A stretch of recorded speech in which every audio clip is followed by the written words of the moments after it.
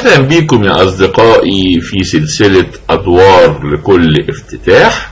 كل فيديو في هذه السلسلة هيكون فيه أحد الأدوار التطبيقية على افتتاح معين لكي تخدمك في استخدام الافتتاح أو الدفاع المفضل لديك لو كنت تريد الدراسة الجادة مع المتعة باستخدام محرك البحث جوجل، وتكتب يوتيوب /عصام حمودة ثم تضغط على رمز القناة وستكون فورا داخلها. انزل لأسفل حتى تجد قسم الافتتاحيات وتختار أفكار افتتاحيات الشطرنج. ستجد فيديو أفكار افتتاحيات الشطرنج مقدمة تمهيدية. هذا الفيديو هام جدا لكي تتعرف على ما هي أفكار افتتاحيات الشطرنج بصفة عامة، وبعد أن تنتهي منه يمكنك المواصلة في رؤية الفيديو. والآن هيا نرى الفيديو. ما زلنا في رحلتنا مع الدفاع الصقلي، وحنرى في هذا الفيديو تفريع شفينينجن، تفريع تيمانوف، وبطل هذا الفيديو هو الصيني الصغير واي يي، ولعبه 2015 وكان عمره 16 سنة، وأسماه النقاد الدور الخالد للقرن 21، وبذلك انضم لقائمة العظماء أصحاب الدور الخالد الأصلي أدولف أندرسون، والدور الخالد لمورفي في الأوبرا، ومارشال، ودوره الشهير حمام الذهب، وفيشر وعمره 13 سنة صاحب الدور الخالد للقرن العشرين، ورشيد نجم الدينوف ودوره الخالد أمام بوليجلافسكي، وأخيرا كاسباروف ودوره الخالد ضد توبالوف سنة 99. ودلوقتي يلا نشوف الدور ونحكم هل هو أحد أدوار القرن 21 الخالدة أم لا. واي بالأبيض أمام بروزن باتيستا بالأسود في دانزو الصين 2015. واعتذر مقدما عن رداءة الصوت.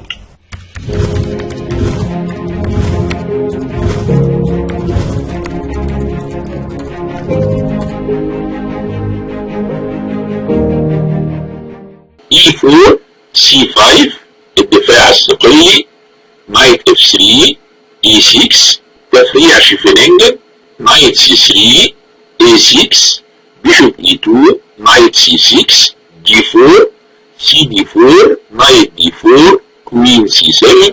وبالنقلة دي انتقلنا إلى تفريع تيمانوف في الدفاع الصقلي، كاسل نايت F6 بيشوب E3 بيشوب E7. بأحد الخطوط في تفريع تيمانوف F4 D6 كينج H1 كاسل، وهنا الأبيض بيلعب كوين E1. الفكرة دي فكرة معروفة في تفريع شفينينجن. الأبيض بدع وزيره على المربع G3، والفكرة دي اتنفذت آلاف المرات على مدار سنوات طويلة من تاريخ الشطرنج.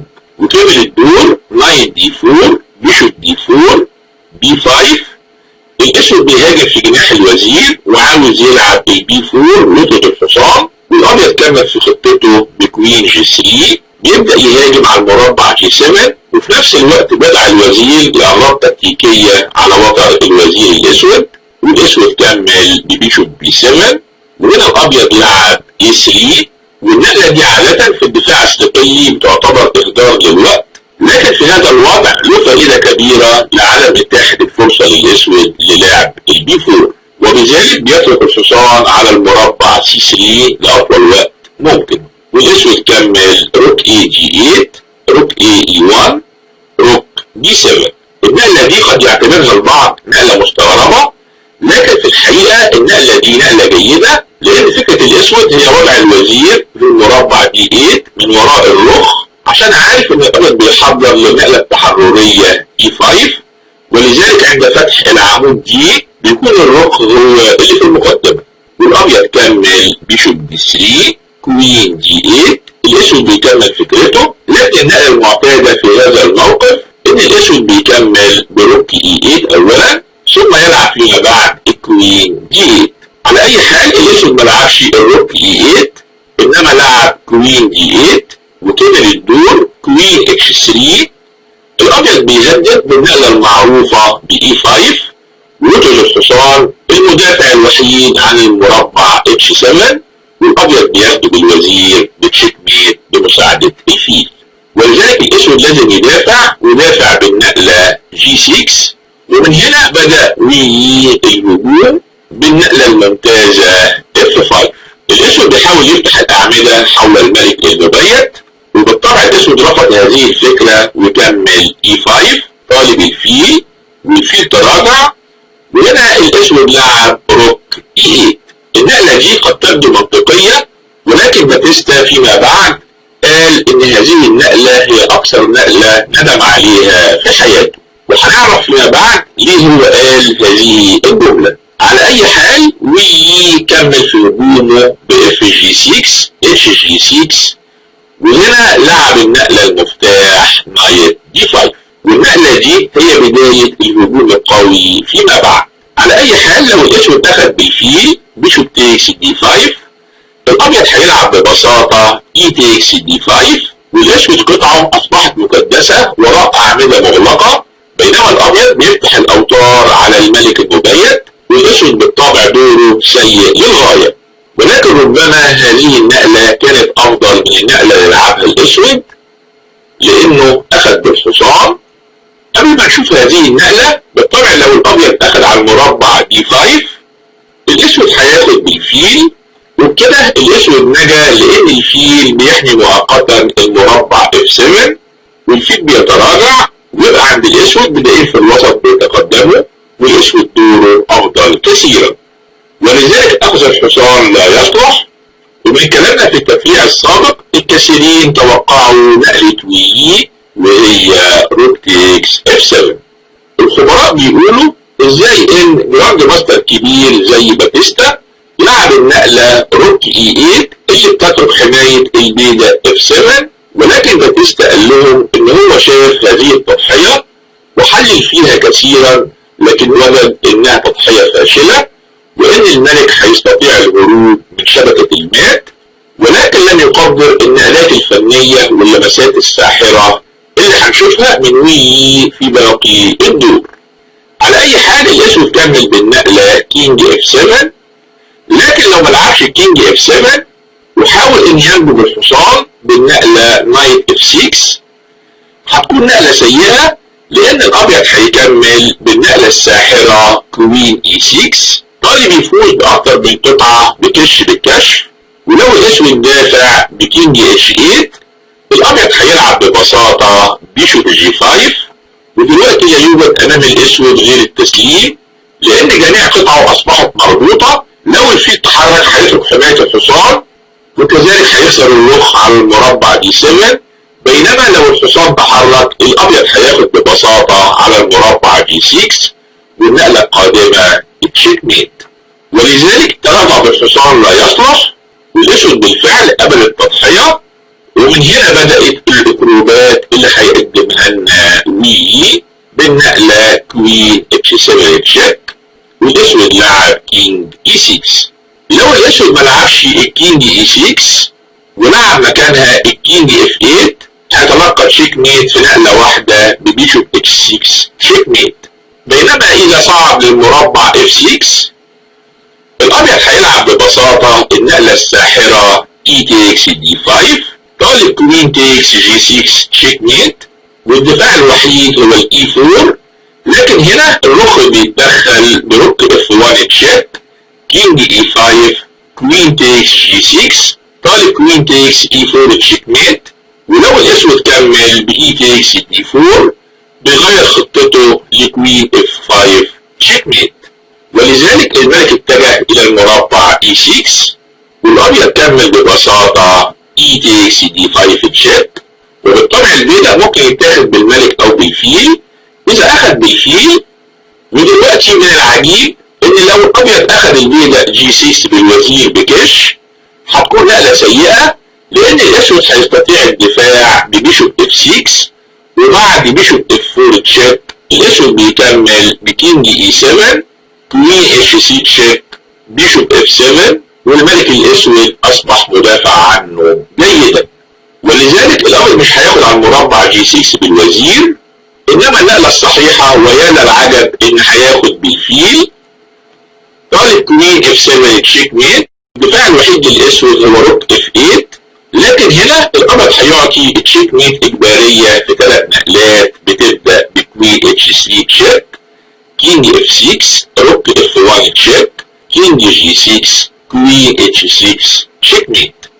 ولذلك الأسود مش هياخد بالفيل إنما أخذ بالملك، ويبدو إن الملك الأسود هرب لأنه هيذهب للمربع تي 6 ومنه للمربع سي 7 والملك الأسود في أمان.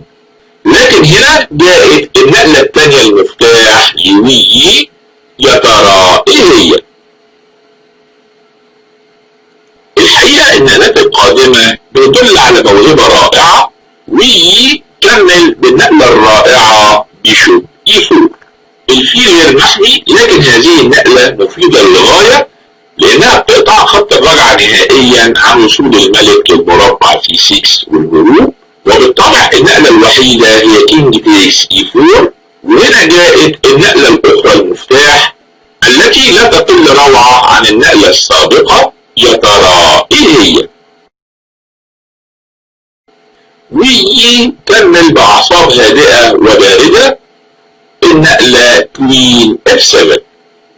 بالطبع النقلة دي ليس بها كش، والأسود لديه الكثير والكثير من القطع، فلابد لمن يلعبها أن يكون على ثقة تامة بقدراته.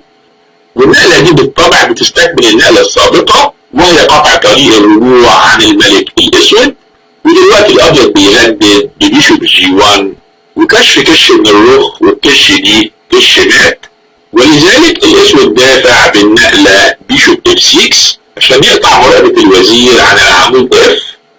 وهنا جاءت النقلة الثالثة التي تستكمل مجموعة النقلات الرائعة ذات الأعصاب الفولاذية، يا ترى إيه هي؟ وي كمل بكل ثقة النقلة كوين بي 3. والنقلة دي أيضا ليس بها كش، ولكن فائدتها الوحيدة هي منع الملك من الهروب عن طريق المربع بي 5. ودلوقتي الملك الأسود أصبح محاصر في جناح الملك. لاحظ إن الأمر متسلف برخ وفيل، ولذلك لابد أن ينتهي الدور بإعطاء تشيك ميت. ودلوقتي الأبيض بيهدد بكوين دي 3 تشيك ميت، ولذلك الملك الأسود حاول ينسحب إلى المربع اف 5. والأبيض كمل بروك اف 1 تشيك، كينج جي 4. وهنا وي لعب أحد النقلات الرائعة اللي بتكمل مجموعة اللمسات الساحرة، يا ترى إيه هي؟ وي لعب بكل هدوء النقلة كوين دي 3. ودي النقلة الثالثة اللي بدون كش، لكن بتطبق الخناق على الملك الأسود. ودلوقتي بيهدد بالأخذ على المربع جي 6 بكش، وكش مات في النقلات القادمة. ولو الأسود دافع بالنقلة روك جي 7 هنشوف تفريع من التفريعات الرائعة اللي بتبدأ بكوين اي 2 تشيك، كينج اتش 4، اتش 3، بيهدد كوين جي 4 تشيك ميت. والدفاع الوحيد هو كوين دي 7. وهنا الأبيض هيلعب كينج اتش 2، والملك بيشترك في نصب شبكة المات لأن الأبيض بيهدد بجي 3 تشيك ميت. ربما الأسود يكمل ببيشوب تيكس جي 2، وبعد كوين تيكس جي 2 أفضل دفاع للأسود هو البيشوب دي 8. لكن الأبيض هيكمل بكوين اف 2 تشيك، كينج اتش 5، كوين اف 3 تشيك. لاحظ ان الفيل منع الملك من التراجع للخلف، كينج اتش 4. وهنا الابيض هيلعب روك جي 1، طالب روك جي 4 تشيك، ولازم الاسود يضحي بالوزير، والابيض هياخد بتشيك ميت. اذا الروك جي 7 لا تصلح، والابيض لعب في الدور بيشوب تيكس جي 2 تشيك. وبعد الكينج جي 2 الاسود ادخل وزيره للعب بكوين اي 8 تشيك، كينج جي 1. ودلوقتي الابيض بيهدد مرة اخرى بالاخذ على المربع جي 6 بالكش القوية.